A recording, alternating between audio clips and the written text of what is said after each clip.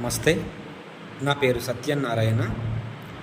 నేను ఈరోజు ఒక గద్య భాగాన్ని చదివి వినిపిస్తాను.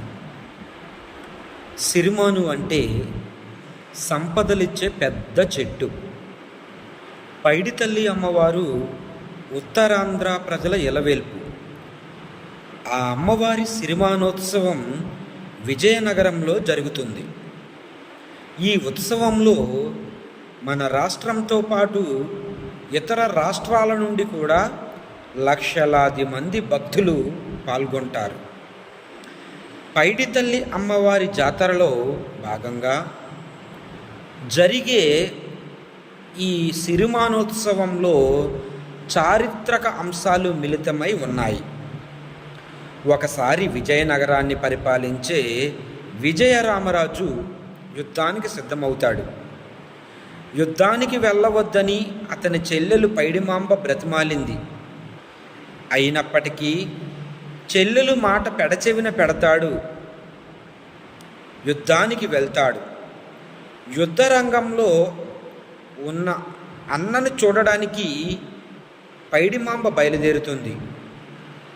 అక్కడికి చేరేలోపే తాండ్ర పాపారాయుడి చేతిలో తన అన్న హతమయ్యాడన్న వార్త తెలిసి స్పృహ కోల్పోతుంది. పరిచారకులు పరిచర్యలు చేశాక పైడిమాంబ కోలుకుంటుంది. తన అన్న లేకుండా తాను జీవించలేనంటుంది. అక్కడే ఉన్న పెద్ద చెరువులో ఆత్మార్పణ చేసుకుంటుంది. కొంతకాలానికి స్నేహితురాళ్లకు కలలో కనిపిస్తుంది. పెద్ద చెరువులో తాను విగ్రహమై వెలుస్తానంటుంది. తనను వెలికి తీసి గుడి కట్టాలని చెప్పింది. దానితో బెస్తవారు వలలతో గాలించి అమ్మవారి విగ్రహాన్ని బయటికి తీశారు. చెరువు గట్టుపై పైడిమాంబ విగ్రహాన్ని ప్రతిష్ఠించారు.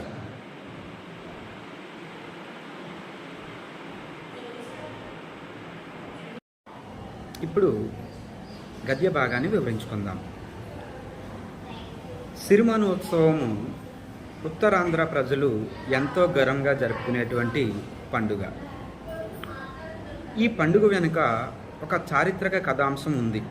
అదేమిటంటే, విజయనగరాన్ని పరిపాలించే రాజు విజయరామరాజు.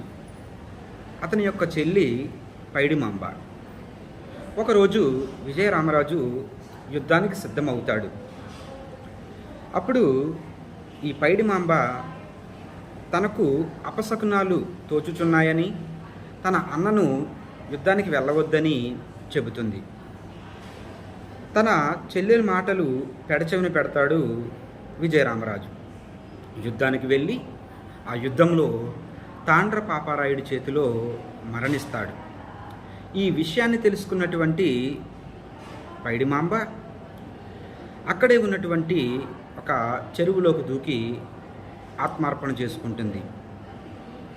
ఆ తరువాత కొన్ని రోజుల తర్వాత తన స్నేహితురాళ్లకు కలలో కనిపించి తాను అక్కడ ఉన్నటువంటి చెరువులో విగ్రహమై వెలిసానని, ఆ విగ్రహాన్ని తీసుకొచ్చి గ్రామంలో ప్రతిష్ఠించాలని, నిత్యము పూజలు చేయాలని కోరింది. ఆ విధంగానే ఆ గ్రామ ప్రజలు ఆ విగ్రహాన్ని వెలికితీసి విగ్రహాన్ని ప్రతిష్ఠించి పూజలు చేస్తున్నారు. అప్పటి నుంచి ఈ సిరిమానోత్సవం అనేటువంటి ఈ ఉత్సవం విజయనగర ప్రాంత ప్రజలు అలాగే ఉత్తరాంధ్ర ప్రజలు ఎంతో ఘనంగా జరుపుకుంటున్నారు.